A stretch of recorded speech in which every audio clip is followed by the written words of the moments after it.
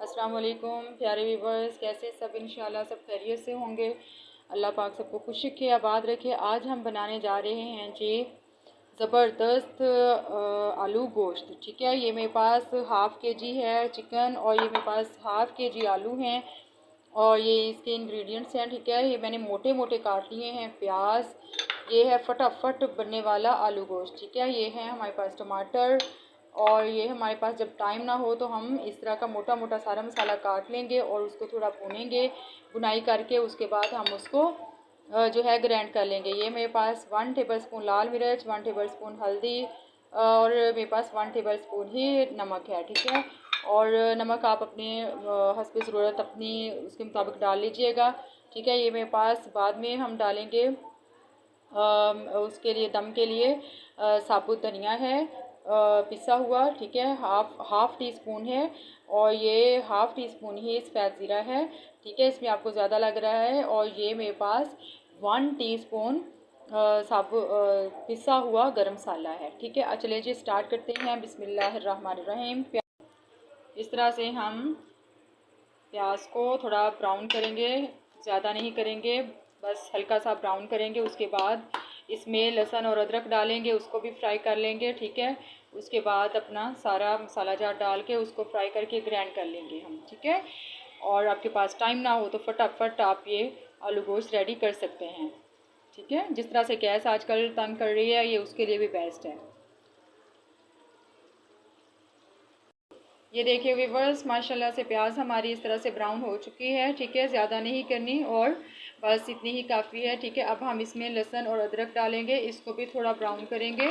ठीक है, उसके बाद हम अपने मसाला जार डाल के तो उन्हें उसके बाद टमाटर डाल देंगे। ठीक है, चलिए जी ट्राई करते हैं।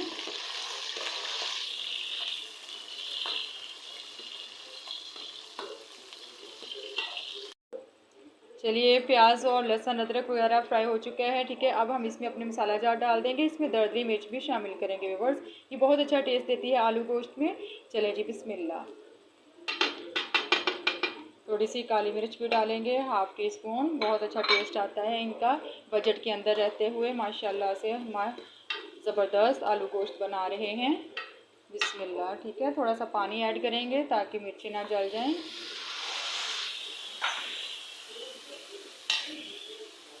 चलिए व्यूवर्स, टमाटर ऐड करते हैं, थोड़ा फ्राई करेंगे। टमाटरों को ज़्यादा पकाना नहीं चाहिए क्योंकि ये एक फल है। ठीक है, इसको जब हम ज़्यादा पकाते हैं तो इसकी अफादियत कम हो जाती है। थोड़ा और गला लेंगे, बस ज़रा गल जाएं तो फिर हम इसको ग्राइंड कर लेते हैं। ये देखिए व्यूवर्स, टमाटर हमारे गल चुके हैं। अब हम इनको निकाल लेंगे जग में। ठीक है, बिस्मिल्लाह। और जो बाकी हमारे पास ऑयल बचेगा उसमें हम अपना चिकन डाल कर उसे ग्राइंड कर लेंगे।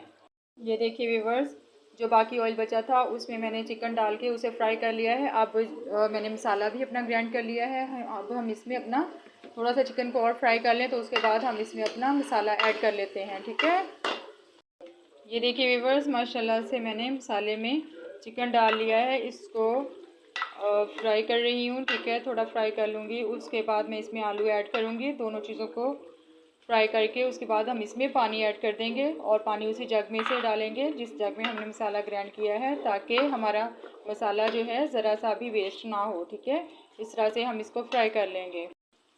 ये देखें माशाल्लाह से मसाला हमारा भुन चुका है। ठीक है, आलू गोश्त अच्छी तरह से भुन चुका है, ऑयल छोड़ दिया है अब उसने। ठीक है, अब हम इसमें पानी ऐड कर देंगे। पानी इतना डालेंगे जितना आपको शोरबा पसंद हो। ठीक है, इतना डालिए कि वो पक के उतना आपकी पसंद का रह जाए। ग्रेवी भी कर सकते हैं, पतला भी कर सकते हैं। बिस्मिल्लाह, मैं जब भर के डालूँगी। ठीक है, पतला शोरबा बनाऊँगी। चलिए जी, ये पकेगा अब तकरीबन 10 से 15 मिनट तक पकेगा और माशाल्लाह ये रेडी हो जाएगा। फिर मैं आपको दिखाती हूँ इसकी लुक। तब तक के लिए अल्लाह हाफ़िज़। ये देखिए व्यूवर्स, माशाल्लाह से सालन हमारा रेडी हो चुका है। ठीक है, ये देखें ऑयल भी ऊपर आ गया है और शोरबा मेरा बिल्कुल ये देखें पक चुका है। ये देखें माशाल्लाह से।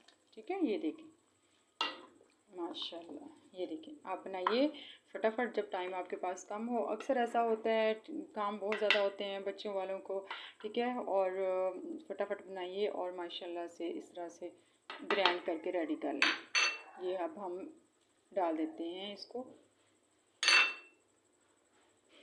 चले जी, अब हमारा सालन रेडी है, मैं इसको दम दे दूँगी, ठीक है, और उसके बाद एक नई वीडियो में मिलेंगे। और तब तक के लिए मेरे लिए, अपने प्यारे मुल्क पाकिस्तान के लिए दुआ कीजिएगा। तब तक के लिए अल्लाह हाफिज़।